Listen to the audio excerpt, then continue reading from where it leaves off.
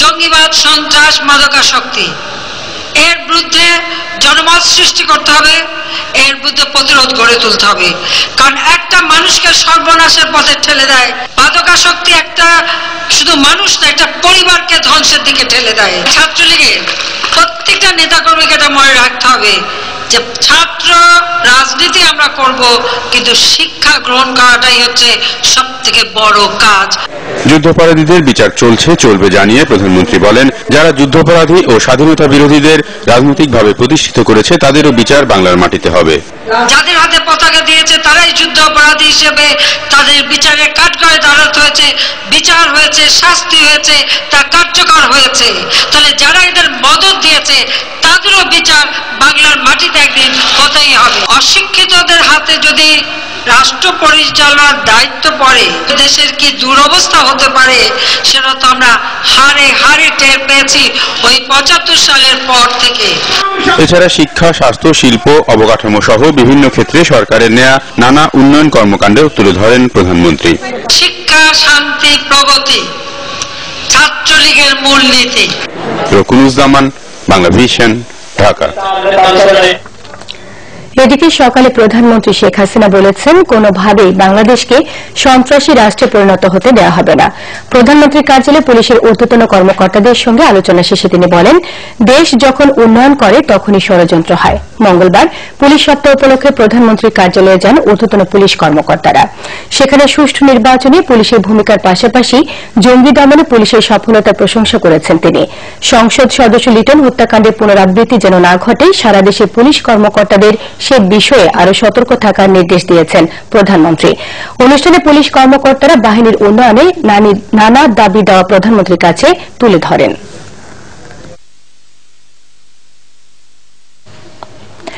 ছোট ছেলে আরাফাত রহমান কোকোর কবর জিয়ারত করেছেন BNP chairperson Begum Khaleda Zia.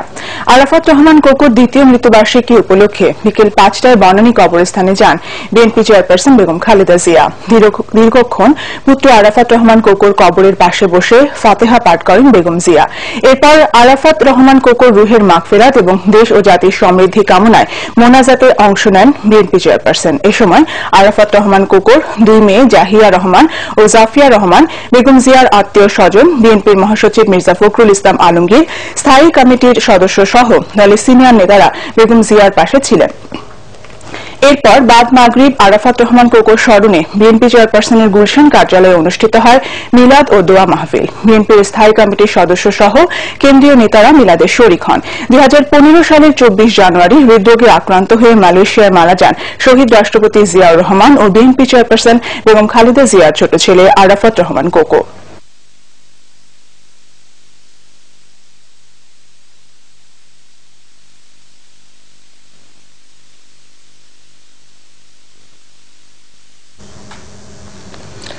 BNP নেতাদের অভিযোগ, রাজনৈতিক পরিস্থিতি অস্থিতিশীল করতেই সার্চ কমিটি নিয়ে রাষ্ট্রপতির উদ্যোগকে বিতর্কিত করছে আওয়ামী লীগ। হত্যা, গুমের মধ্য দিয়ে বিএনপিকে নির্মূলে ষড়যন্ত্র চলছে বলেও অভিযোগ করেছেন তারা।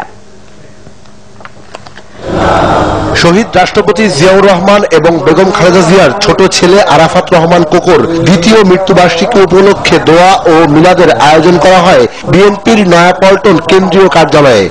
বিএনপির যে আদর্শ, সে আদর্শকে কোনদিন কোন শক্তি মুছে দিতে পারবে না। আমি আজকের দিনে আরাফাত রহমান কোকোর বিদেহী আত্মার শান্তি কামনা করি। নেতৃবৃন্দ ঘর সারা দেশ সারা জেলে, আমাদের নেতৃবৃন্দ অকাল প্রাণ হারাচ্ছে বিদেশে, এবং সেই সরকার আজও ক্ষমতা থেকে আছে। ১১ কুশীলবদের আমরা বিচার চেয়েছিলাম, বিচার হয় নাই, বিচার হবেও না, কারণ সেই ১১ ফল তো ভোগ করছে আজকের আওয়ামী লীগ। শোককে শক্তিতে পরিণত করে অপশক্তির বিরুদ্ধে রুখে দাঁড়ানোর আহ্বান জানান বিএনপি নেতারা। জিয়া পরিবারের উপর যে অন্যায় হচ্ছে, তারেক রহমান এবং আরাফাত রহমান যে বিদেশে মৃত্যুবরণ করতে বাধ্য হয়েছে, সেই বিষয়টি আমরা যদি এই সরকারের পতন আমরা ঘটাতে পারি তাহলে সেটা সার্থক হবে এবং সেই শপথ হোক আজকের এই দিনে। মাননীয় রাষ্ট্রপতি যে উদ্যোগ, এই উদ্যোগকে তারা ইতিমধ্যেই বিতর্কিত করে ফেলেছে এবং তা বিতর্কিত করবার জন্যই এখন বিভিন্নভাবে বিভিন্ন রকম বক্তব্য দিচ্ছে। আমরা খুব পরিষ্কারভাবে বলতে চাই, স্পষ্টভাবে বলতে চাই যে নির্বাচন কমিশন অবশ্যই নিরপেক্ষ এবং সকলের কাছে গ্রহণযোগ্য হতে হবে। অন্যথায় এই দেশের মানুষ কখনোই সেই নির্বাচন কমিশনকে মেনে নেবে না যে আওয়ামী লীগের প্রসঙ্গত হবে বা আওয়ামী লীগের ইচ্ছা অনুযায়ী হবে। ১-১১ সরকারের ধারাবাহিকতায় বর্তমান সরকারও জিয়া পরিবারকে ধ্বংসের ষড়যন্ত্র করছে বলে অভিযোগ বিএনপি নেতাদের।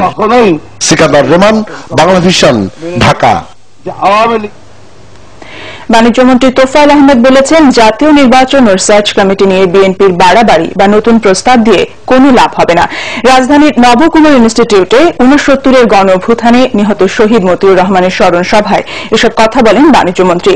তিনি আরো বলেন, রাষ্ট্রপতি সার্চ কমিটির মাধ্যমে একটি গ্রহণযোগ্য নির্বাচন কমিশন গঠন করবেন এবং সংবিধান অনুসারে বর্তমান সরকারের অধীনে আগামী জাতীয় সংসদ নির্বাচন অনুষ্ঠিত হবে। তোফায়েল আহমেদ বলেন, বিএনপি অনেক ষড়যন্ত্র করেছে, কিন্তু তার কোনটি সফল হয়নি। ভবিষ্যতে তাদের দেশের মানুষই মোকাবেলা করবে। বঙ্গবন্ধু বাংলাদেশের প্রধানমন্ত্রী হতে চেয়েছিলেন। বেগম খালেদা জিয়ার এমন বক্তব্যের সমালোচনা করেন তোফায়েল আহমেদ। তিনি বলেন, বেগম খালেদা জিয়া ইতিহাস না জেনেই এমন বক্তব্য দিয়েছেন। অনুষ্ঠানে খাদ্যমন্ত্রী কামরুল ইসলাম দেশের স্বাধীনতার সঠিক ইতিহাস জানতে শিক্ষার্থীদের পরামর্শ দেন। এবং তাদের প্রস্তাবের নাম থেকে ৫ জনকে নিয়ে রাষ্ট্রপতি একটি গ্রহণযোগ্য নির্বাচন কমিশন গঠন করে এই নিয়ে বাড়াবাড়ি করে কারণ কোনো লাভ, নতুন কোন প্রস্তাব দিয়ে লাভ হবে না। ভোলায় দুটি গ্যাস কূপ খননে নিম্ন দরদাতা হয়ে বাপেক্স নয়, কাজ পেতে যাচ্ছে রাশিয়ান কোম্পানি গাজপ্রম। বিদ্যুৎ জ্বালানি খাতের বিশেষ আইনে কাজটি দেওয়া হচ্ছে তাদের। এতে সরকারি লোকসান হবে প্রায় ১১৪ কোটি টাকা। প্রতিমন্ত্রী বলছেন, সবকিছু যাচাই বাছাই করে নিয়ম মেনে কাজ দেওয়া হবে। অন্যদিকে বিশেষজ্ঞরা বলছেন, আর্থিক ক্ষতি এবং বাংলাদেশ গাজপ্রমের ইতিহাস বিবেচনায় কোনোভাবেই কাজ পেতে পারে না প্রতিষ্ঠানটি। দক্ষিণের দ্বীপ জেলা ভোলায় গ্যাসের সন্ধান মেলে ১৯৯৩ সালে, আর সেখান থেকে গ্যাস তোলা শুরু হয় ১৫ বছর পর ২০০৯ সালে। সেখানকার ৪টি কূপের মধ্যে বর্তমানে গ্যাস উৎপাদন হচ্ছে ২টিতে। ভোলায় আরো 2টি কূপ খননে গেল বছরে প্রস্তাব আহ্বান করে পেট্রোবাংলা। এতে আগ্রহ দেখিয়ে গত বছরের অক্টোবরে সরকারের কাছে আর্থিক প্রস্তাব দেয় দেশীয় প্রতিষ্ঠান বাপেক্স ও রাশিয়ান কোম্পানি গাজপ্রম। 2টি কূপ খননে বাপেক্সের প্রস্তাবে ব্যয় ধরা হয়েছে ১৫৬.৮২ কোটি টাকা। অন্যদিকে গাজপ্রমের প্রস্তাব ২৭০.৯৭ কোটি টাকার। এত ব্যবধানের পরও সরকারের সম্মতিতে গেল ডিসেম্বরে চূড়ান্ত কারিগরি ও আর্থিক প্রস্তাব দেয় গাজপ্রম। ফলে কাজ পাওয়া এখন সময়ের ব্যাপার মাত্র। আমাদের সরকার নির্দেশ আছে তাদের সাথে জয়েন্ট ভেঞ্চার করার জন্য, তবে গ্যাসপ্রমের মূল্যটা অতিরিক্ত ছিল। বাপেক্স দিয়ে করালে তারা মূল্য একটা দিচ্ছেন কিছুটা কম। এই নেগোসিয়েশন করতেই প্রায় ১-১.৫ বছর চলে গেল, এখনো সিদ্ধান্ত হয় নাই। এখন দেখা যাক। গ্যাসপ্রমকে দেওয়ার জন্য কোনো চাপ আছে কিনা আপনার মন্ত্রণালয়ের উপর? সমস্ত শর্ত যারা মানবে এবং প্রাইসে যারা কম্পিটিটিভ হবে, আমি আশাবাদী যে তাদেরকে দেওয়া উচিত। 2টি কোম্পানির দেওয়া প্রস্তাব পর্যালোচনা করে সরকারি নোটে বলা হয়েছে, গ্যাসপ্রমের প্রস্তাবটি তৈরি করা হয়েছে যেন তেন ভাবে। তাদের কাজ দেওয়া হলে আর্থিক ক্ষতি যেমন হবে, তেমনি নেই দুর্ঘটনার ক্ষতিপূরণ পাওয়ার বিষয়টিও। তাই ভোলায় গ্যাস কূপ খননে বাপেক্সকে সরিয়ে গ্যাসপ্রমকে কাজ দেওয়ার বিষয়টি কোনো যুক্তিতেই গ্রহণযোগ্য মনে করছেন না বিশ্লেষকরা। গ্যাসপ্রমের অফিস কোথায়? বাংলাদেশে কিন্তু গ্যাসপ্রম অফিস আছে, তার লোকাল এজেন্টের অফিস আছে। তার তো একটা এতগুলো কাজ করতেছে, তার তো অফিস থাকার কথা। তার বিলিং কন্ট্রাক্টর এরিয়াল, তার অফিস আছে। যে কোনো বিদেশি কোম্পানি যারা আমাদের এখানে কাজ করে, তারা থার্ড পার্টি সার্ভিস কোম্পানি সেখানে নিয়োগ করে সেই কাজগুলো তারা সুপারভিশন করে, তারা সেই কাজগুলো করে। তাহলে এদিক দিয়ে বলতে গেলে আমাদের বাপেক্স কিন্তু পৃথিবীর অনেক দেশের বড় বড় অয়েল কোম্পানির, নাম করা অয়েল কোম্পানির তুলনায় আমাদের কিন্তু সক্ষমতা অনেক ক্ষেত্রে বেশি। গ্যাসপ্রমের একটা কূপের খনন খরচ দেখানো হচ্ছে যে বাপেক্সের দ্বিগুণ। এখন এটা যেটা মনে হয় আমার যে এটা একটা পলিটিক্যাল আছে, সূত্র আছে। যদি সেটা হয়ে থাকে আমার বলার তো কিছু নয়, কিন্তু টেকনিক্যালি আমরা মনে করি যে ভূখণ্ডে কেবলমাত্র ভোলাতে না, ভূখণ্ডের কোনো জায়গাতেই বিদেশি কোনো কোম্পানিকে আনার দরকার নাই। বাংলাদেশের 10টি গ্যাস কূপ খননে কাজ করছে রাশিয়ান প্রতিষ্ঠান গাজপ্রম। এর মধ্যে 6টি কূপই খননের কয়েক মাসের মাথায় উৎপাদন বন্ধ হয়ে যায়। পরে সেসব ফিল্ডে ওয়ার্কওভার কূপ খনন করে গ্যাস উৎপাদন করছে বাপেক্স। রিশাদ নাসরুল্লাহ, বাংলা ভিশন, ঢাকা। তথ্য প্রযুক্তি আইনের মামলায় রিমান্ড শেষে ক্রিকেটার আরাফাত সানিকে কারাগারে পাঠিয়েছে আদালত। পুলিশ বলছে, সানির বিরুদ্ধে অভিযোগ তদন্ত করে দেখা হচ্ছে। এদিকে অনুসন্ধানে দেখা যায় সানির স্ত্রী দাবি করে নাসরিন সুলতানার দেয়া কাবিননামার ঠিকানাটি সঠিক নয়। এমনকি কাবিননামায় যে কাজীর নামও রয়েছে তাও ভুয়া।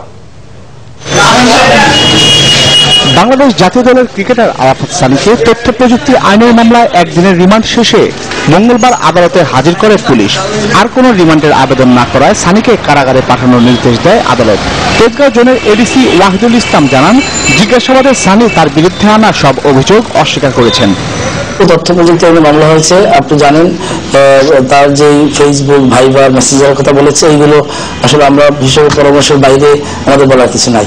এসপের উপরে বেসিসের উপর ডিপেন্ড করেই আমাদের তথ্য প্রমাণ সাপেক্ষে কোর্টে প্রতিবেদন দিতে হবে।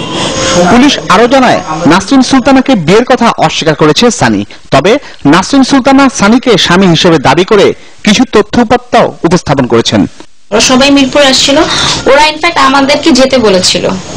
হ্যাঁ, আমি আমার বোন আমরা সব একসাথে ওখানে যাই, তারপর ওর ফ্রেন্ডরা আসে, আর সবাই অ্যাকচুয়ালি গেট টুগেদার করে একসাথে, তারপর ওর ফ্রেন্ডরা কাজে নিয়ে আসে। নাসরিন সুলতানার উপস্থাপন করা কাবিননামায় দেখা যায় বিয়ের তারিখ 2014 সালের 4 ডিসেম্বর। কাজীর নাম আনোয়ার হোসেন আর অফিসের ঠিকানা উল্লেখ করা হয়েছে 20/C মেরাদিয়া খিলগাঁও। সরেজমিনে এই ঠিকানায় গিয়ে পাওয়া গেছে একটি গরুর মাংসের দোকান। সেখানে কখনো কাজী অফিস ছিল না বলে দাবি করেন দোকানি। দোকান আমি 2 বছর ধরে, এর আগে এটা হোটেল ছিল। এটা কাজী অফিস ছিল না। কাবিননামার কাজী আনোয়ার হোসেনের খোঁজ নিয়ে তাকে পাওয়া যায় 65 উত্তর গোরানের ঠিকানায়। কাবিননামার কাগজটি তার নয় বলে দাবি করেন তিনি। আমি দেখে বলছি যে না, কাবিননামা এটা ঠিক নেই, কারণ যেহেতু আমার নামটা ইউজ করছে আর মেরা দেওয়ার ঠিকানা দিছে, সেহেতু এটা তো ঠিক হইতে পারে না। এটা আমার দস্তখত না, আমি হলফ করে বলেই দিছি তাদেরকে। সোমবার আদালতে 20 লাখ টাকা যৌতুকের দাবিতে আরাফাত সানির বিরুদ্ধে আরেকটি মামলা করেছিলেন তার স্ত্রী বলে দাবি করা নাসরিন সুলতানা। জিয়া খান, বাংলা ভিশন, ঢাকা। অন্যদিকে আইসিটি আইনে গ্রেফতার জাতীয় দলের ক্রিকেটার আরাফাত সানি দোষী প্রমাণিত হলে তাকে নিষিদ্ধ করা হবে বলে জানিয়েছেন বিসিবি সভাপতি নাজমুল হাসান পাপন। এখন যে সমস্ত ঘটনাগুলো ঘটছে সেগুলোতে কিন্তু আমরা কন্টিনিউয়াসলি পেনালাইজ করেই আসছি। আমরা কিন্তু এই সমস্ত একটা ছাড় দেয় নাই বিসিবি, কখনো সবসময় তাদেরকে পেনালাইজ করেই আসছে। আমরা বাড়তে বাড়তে অনেক টাকাও পেনালাইজ করেছি, কিন্তু দেখা যাচ্ছে এটা তো মনে হয় তাদের কাজ হচ্ছে না। আমাদেরকে আরো কঠোর সিদ্ধান্ত নিতে হবে। একটা জিনিস বলতে পারি, এই জিনিস বিসিবি কখনোই বরদাস্ত করবেও না। এই ধরনের কাজ কোনোদিনই গ্রহণযোগ্য না। অবশ্যই ব্যান হবে। এই ধরনের প্লেয়ারদের ব্যান না হওয়ার কোনো কারণ নেই, বাট প্রমাণ সাপেক্ষে। আগে আদালতে প্রমাণ হতে হবে। জাস্ট একটা নিউজ দেখেই তো আমরা ব্যান করতে পারি না। যদি কেউ প্রমাণিত হয়, এই ধরনের প্লেয়ারদের ক্রিকেটে থাকার কোনো সুযোগই নেই। বাইরে দিয়ে ফিটফাট আর ভেতর দিয়ে সদরঘাট, এমনই অবস্থা নতুন নির্বাচন ভবনের। সেখানেই এলোমেলো ভাবে